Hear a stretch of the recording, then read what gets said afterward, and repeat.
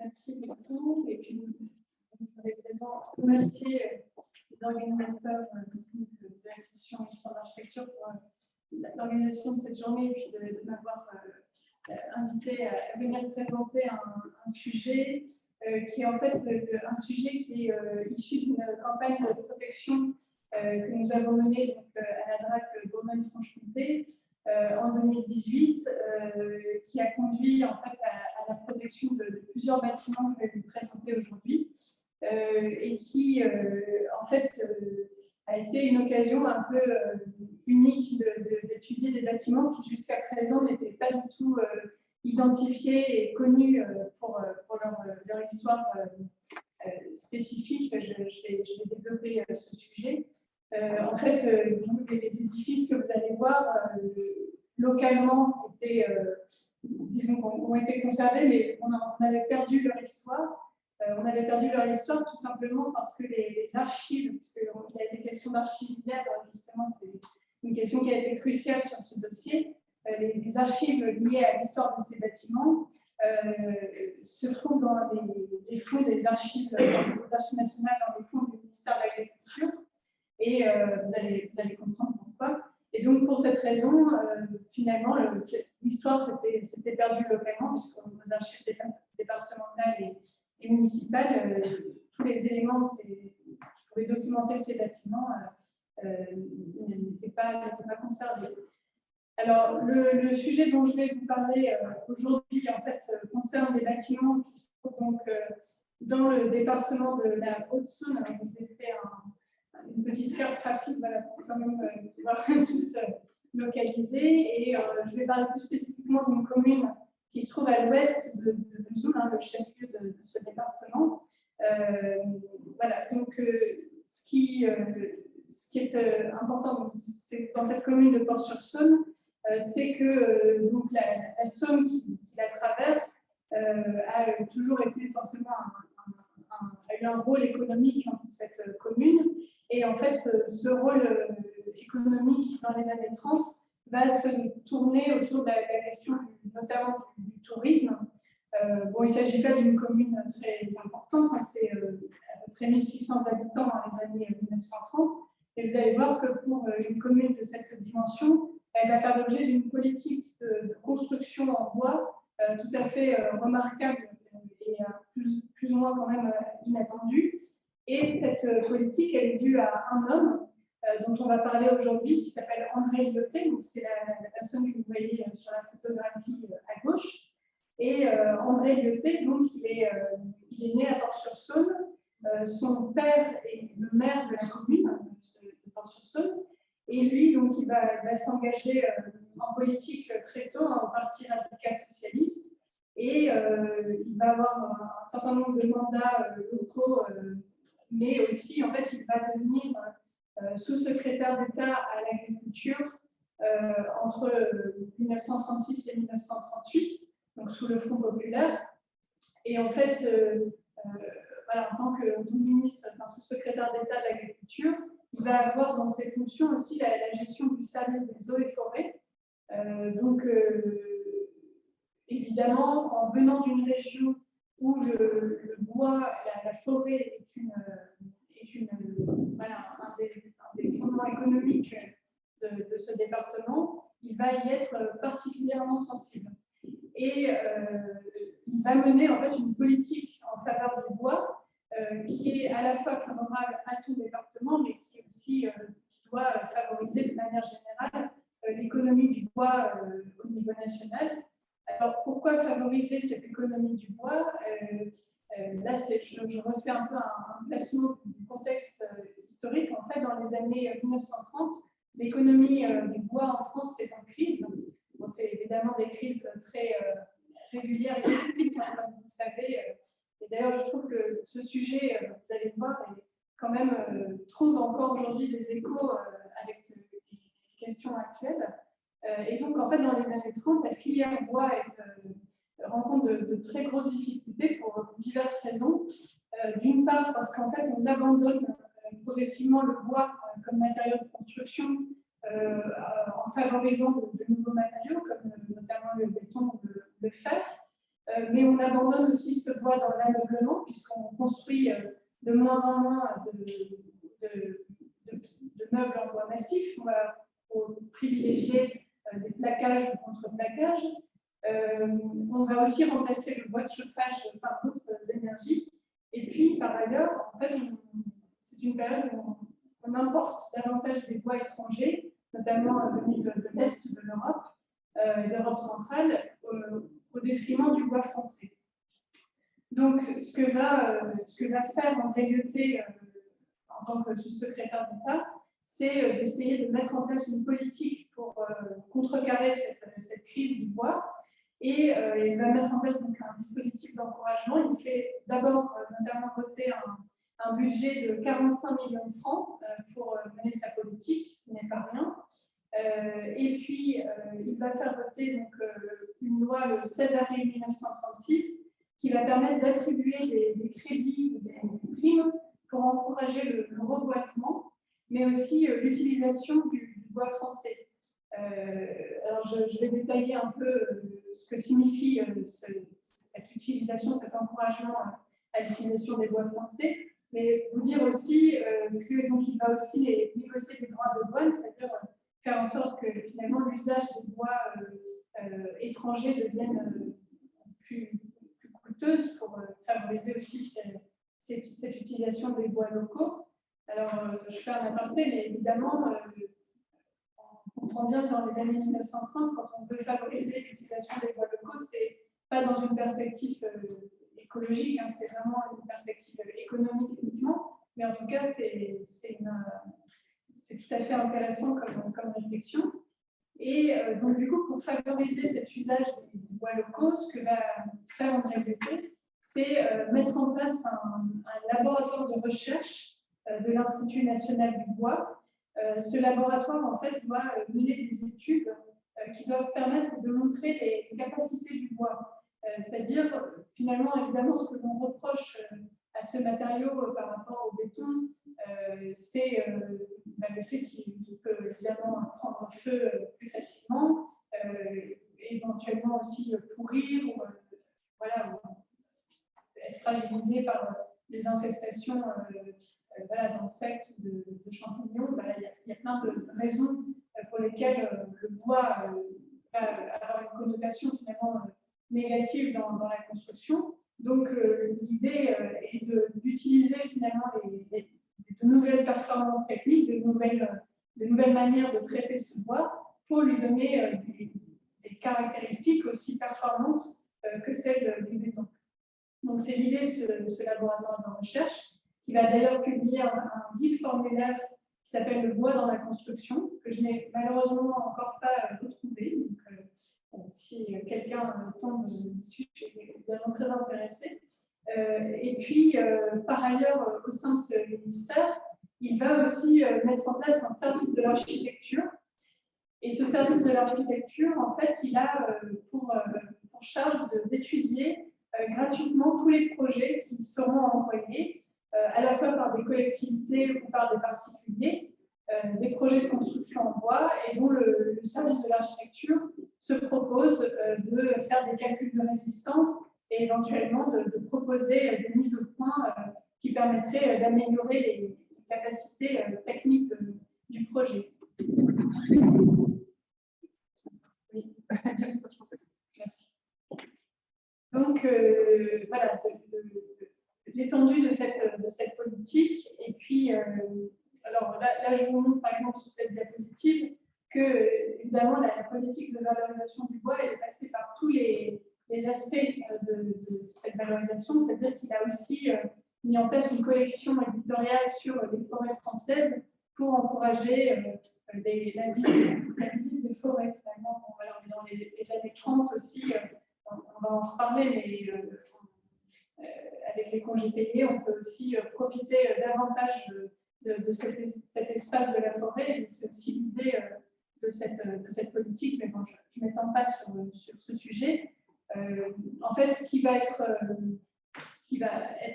l'opportunité idéale pour présenter cette politique, c'est pour André Gueté l'exposition de 1937 qui s'appelait exposition internationale des arts et techniques appliqués à la vie moderne. Alors, cette désignation de l'exposition parisienne, elle est très importante puisque justement le Front populaire, grâce à cette exposition, souhaite démontrer les bienfaits de la vie moderne. Et donc, évidemment, l'architecture moderne et l'avant-garde vont être véritablement à l'honneur dans cette exposition. Et donc, c'est un enjeu aussi pour le ministère de l'Agriculture que d'utiliser cette propagande au sein de l'exposition pour promouvoir aussi l'aspect moderne du matériau bois. Et André Le a négocié un espace au sein de l'exposition qui, alors je vous montre, se trouve ici. Alors je vous montrerai peut-être un plan de détail. Donc, elle se trouve en fait à l'est du Champ de Mars sur les quais de Seine, directement. Voilà, vous voyez cette section, elle est donc juste après le pont d'Alma. Vous avez donc la section du ministère de l'Agriculture avec ici le pavillon, je vous montrerai le pavillon du bois, et de part et d'autre l'auberge de jeunesse et le foyer rural. On voit encore davantage sur ce plan. Et donc dans cette section qui s'appelait en fait plus précisément section des eaux et forêts, le but était de démontrer le rôle économique et moral de la forêt. C'est intéressant comme définition, le rôle moral de la forêt, c'est aussi évidemment, je ne développe pas, mais on voit aussi qu'à travers le matériau que l'on utilise, et ça je vais y revenir plusieurs fois dans la présentation, il y a aussi finalement presque un choix moral qui est fait à travers le choix du matériau dans la construction. Et donc, voilà, au moment de la mise en place du concours pour appeler les architectes à proposer des projets pour cet espace des eaux et forêts, donc on dit qu'il s'agit de démontrer ce que les techniques modernes mises à la disposition des artistes permettent aujourd'hui de réaliser, soit pour le mobilier, soit pour l'architecture, dans une matière aussi riche que le bois. On précise donc pour le concours que le but recherché est de donner au bois français un attrait qui lui est actuellement disputé par un grand nombre de matières diverses, de démontrer au cours de l'exposition internationale des arts et techniques appliqués à la vie moderne ce que les techniques modernes mises à la disposition des artistes permettent aujourd'hui de disponibilité de réalisation dans une matière aussi riche que le bois, excusez-moi, je me répète. Voilà, l'idée étant de proposer donc des œuvres solides et durables, inspirées de l'art français. Donc, voilà, proposer finalement une nouvelle modernité avec un matériau qui était connoté finalement plutôt pour des édifices traditionnels ou nouveaux. Alors, les architectes qui vont remporter le concours pour les pavillons, je vous les présente. Donc, il y a évidemment le plus célèbre d'entre eux, Henri-Jacques Lemaine, qui va être chargé de la construction du pavillon central, le pavillon du bois, donc que vous voyez sur cette magnifique photographie couleur. Alors, malheureusement, ce pavillon, André Lyotet prévoyait de l'acheminer aussi en Haute-Saône à l'issue de l'exposition. Il n'en a pas eu les moyens financiers, donc ce pavillon a été détruit, il n'existe plus aujourd'hui. Mais vous voyez aussi une photographie de l'intérieur de ce pavillon, qui était vraiment destinée aussi à cette démonstration aussi de la qualité décorative de ce matériau.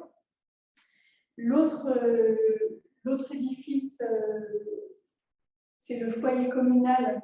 Alors qu'on voit pas on l'aperçoit à peine, mais sur cette photographie ici, donc ce foyer communal qui lui a été construit par les architectes Bally, Mazery et Darmesson, et qui, à l'issue de l'exposition, sera transporté à Ronchamp, donc toujours dans le département de la Haute-Saône.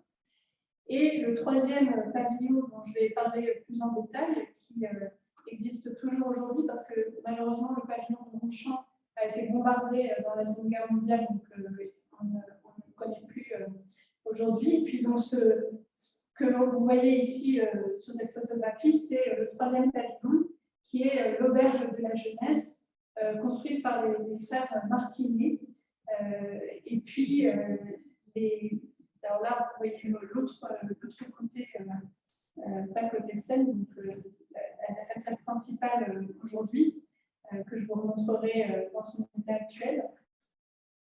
Et puis, le dernier élément qui avait fait aussi sensation lors de l'exposition, ce sont les portes en bois qui avaient été construites par les architectes Solto Taref et Barre. Donc, les portes de cet espace au niveau de la porte au niveau du pont d'Alma, qui étaient des tours en bois. En fait. Donc, aussi, d'un point de vue technique, un élément qui avait tout à fait impressionné la presse et le grand public. Alors, justement, pour parler un petit peu de la presse, en fait, cette exposition de l'architecture en bois a été quand même remarquée par la presse. Hein. Je cite notamment un journal américain qui dit donc, que techniquement, c'est un travail remarquable. C'est la revanche de la matière vivante sur le béton et le métal, le cri d'orgueil et le défi du bois qui ne veut pas être aboli dans l'architecture moderne. Voilà, c'est tout l'enjeu a été bien cerné par ce journal. Par contre, évidemment, il y a aussi des critiques. Hein. Moi, je les cite plutôt pour son côté acerbe, mais il y a un ouvrage de l'exposition qui a été publié par Paul Dupéry et qui lui dit que de boîtes en bois pour toutes sortes d'usages, une grande tour Eiffel trône au milieu d'une exposition de tonnellerie. Voilà, c'est un peu moins sympathique pour cet ensemble qui a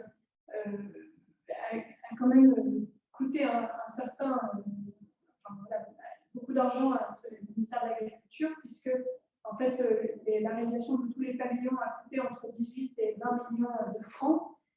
Et sur ce coût, en fait, le commissariat d'exposition n'en a payé que 3 millions. Et donc, le reste a été payé par notamment les taxes douanières d'importation de bois et ce budget d'encouragement à la construction de bois du ministère. Donc, le ministère tablait de manière assez importante sur l'aspect très publicitaire de cette exposition. Et donc, une fois l'exposition achevée, comme je vous le disais, l'idée de l'André Muté était d'acheminer tous ces bâtiments en Haute-Saône, et il a réussi à le faire pour 3 d'entre eux. Alors, il y en a un que je ne vous ai pas présenté parce qu'on manque de temps et qui était dans une autre section d'exposition. Mais voilà, il a essayé de ramener ensuite tous ces bâtiments en Haute-Saône.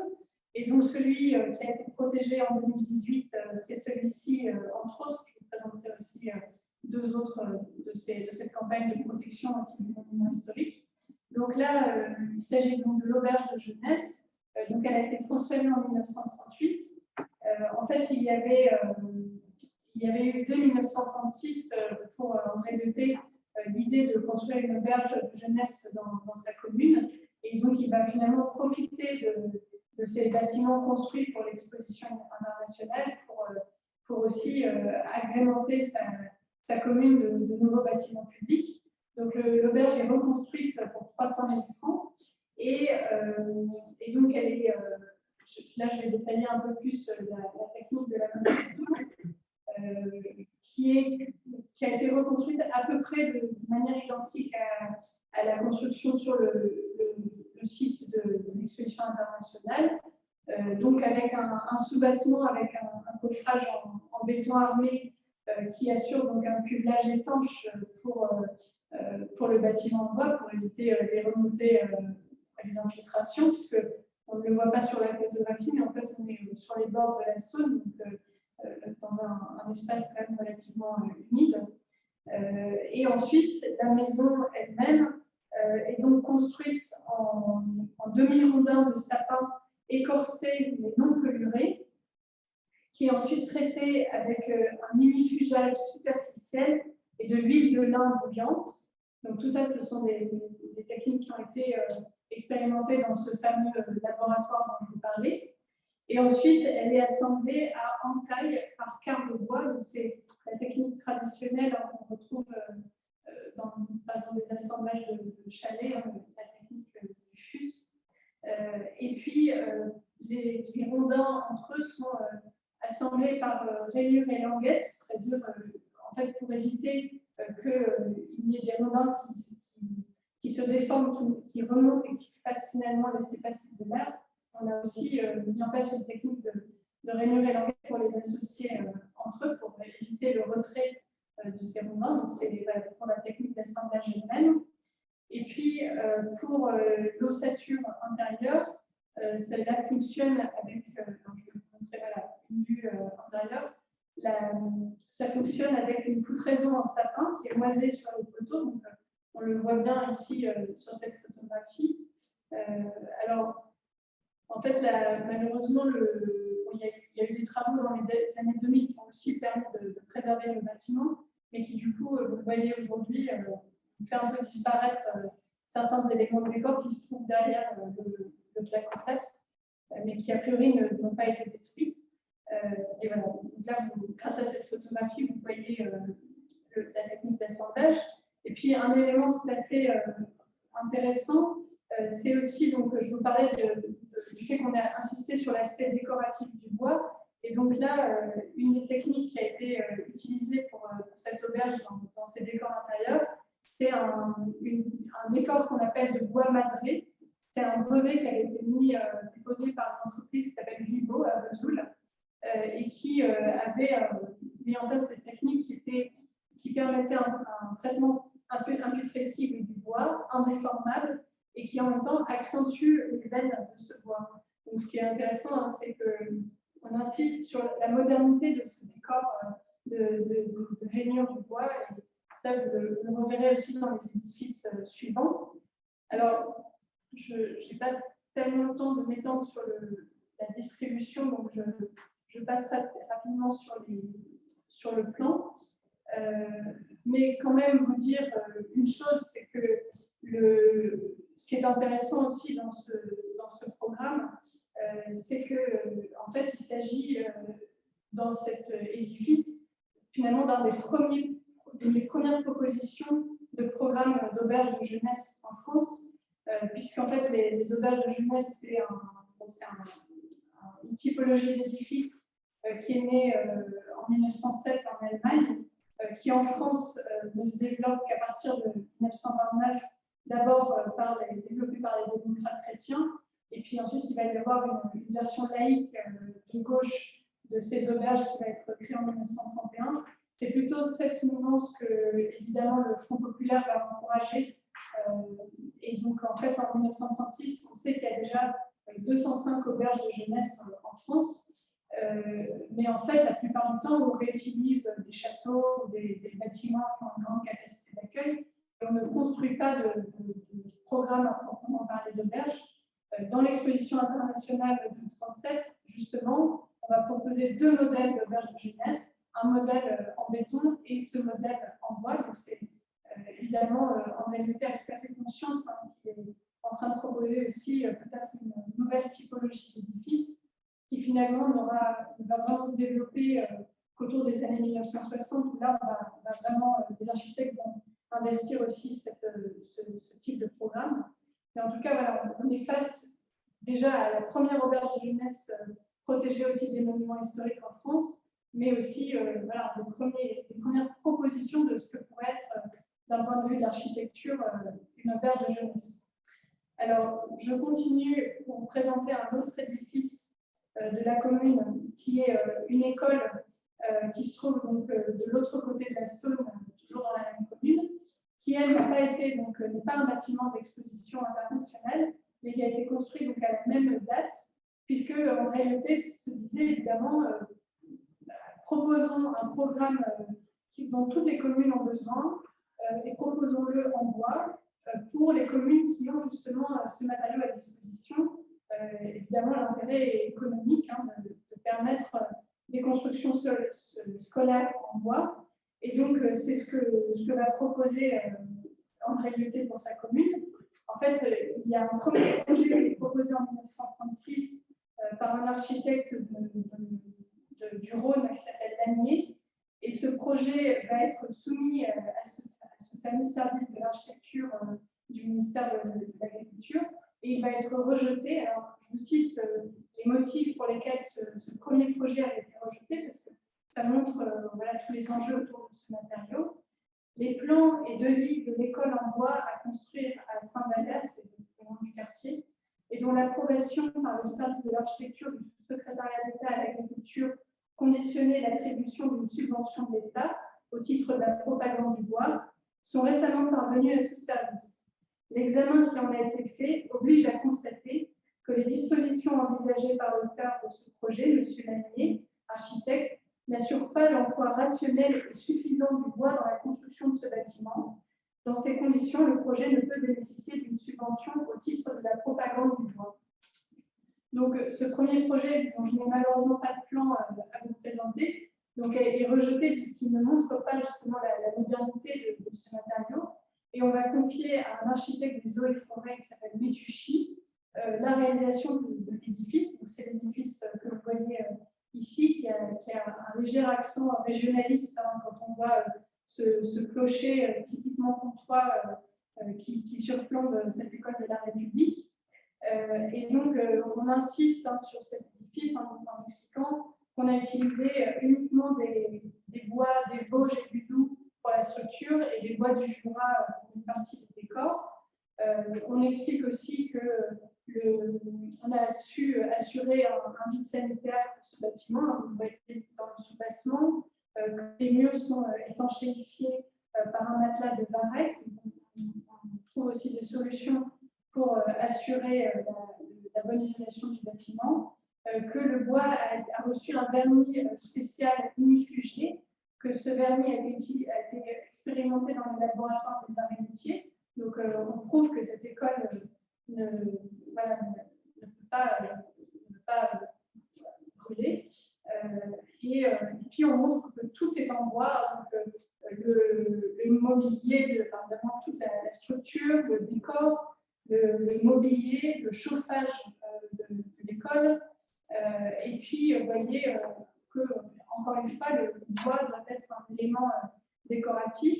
Et donc là, on voit très clairement qu'on a cherché à mettre en valeur à nouveau les veines de ce bois comme un élément de décor. Donc là, on est dans le hall de l'école, qui est tout à fait remarquable. Mais même les salles de classe pour une vocation plus utilitaire, vous voyez qu'on a cherché quand même dans les dispositions du matériau à rendre la chose agréable. Donc l'école va être inaugurée par Jean Zay, ministre de l'Éducation nationale. Et puis, encore une fois, la presse tout à fait sensible à cet aspect presque moral du bois, je reviens, puisque je cite un journal local qui s'appelle l'Union démocratique, qui explique au moment de l'inauguration en 1938, c'est la première construction en bois réalisée spécialement en France pour abriter des écoliers et leurs maîtres. Ce matériau, donc, il est perçu comme particulièrement chaleureux, favorisant le bien-être et donc l'apprentissage des élèves. Et là, je cite encore, « Adieu, bâtisse sombre, le bâtiment scolaire de Saint-Valère étincelle de tout son bois clair sous le soleil. Loin d'avoir cet aspect sévère des antiques écoles, il fleurent la jeunesse et la gaieté. » Voilà, alors je vous montre encore quelques vues du bâtiment et notamment aussi du mobilier fait en bois locaux. Et donc, pour conclure sur cette question, évidemment, la question est de savoir si cette politique en faveur du bois avait eu véritablement eu un succès. Est-ce qu'elle a eu aussi connu d'autres réalisations que celle proprement à Port-sur-Saône? Alors, pour le moment, je n'en ai identifié que dans cette région. Donc, je vous les montre très rapidement. Un autre bâtiment de Port-sur-Saône qui était l'école départementale du bois et des carburants forestiers, qui a bénéficié de la subvention du ministère de l'Agriculture. Une annexe du collège Jérôme de Vesoul, qui a été construite aussi grâce au financement du ministère de l'Agriculture. Et puis, ce bâtiment a malheureusement brûlé, donc on ne connaît plus aujourd'hui. Et puis, le dernier édifice qui est aujourd'hui classé au titre des monuments historiques, qui est cette école en bois de Ronchamp, qui est en cours de restauration actuellement, qui va aussi donc être financé en très très grande partie par le ministère de l'Agriculture. Alors là, le maire de Ronchamp dans les années 30, c'est Ludovic Oscar Frossard, qui était ministre des Travaux publics. Donc évidemment, les deux ministres se connaissaient et on peut penser que c'est aussi par ce biais qu'est passée la commande. Et c'est l'architecte Henri-Jacques Lemestre qui a réalisé l'édifice. Et on voit encore cette réflexion de l'architecte sur l'aspect à la fois évidemment structurel, mais aussi décoratif du bois. Voilà, puis je m'arrête ici, voilà, simplement peut-être en perspective aussi d'ouverture, de dire que peut-être aussi ce qui est intéressant dans l'usage de ce matériau, c'est qu'on est voilà, aussi dans cette belle période du régionalisme où on voit par exemple dans des régions comme à Toulouse, en Occitanie en général, où on voit dans les années 30 que la brique revient à l'honneur, qu'on dégage les enduits pour la laisser apparente, parce qu'on considère que c'est le matériau local par excellence. Et on peut se demander si cette politique autour de l'architecture du bois, ça n'a pas été aussi une réflexion autour de ce qu'aurait pu être ce matériau pour une région forestière comme la Bourgogne. Je vous remercie.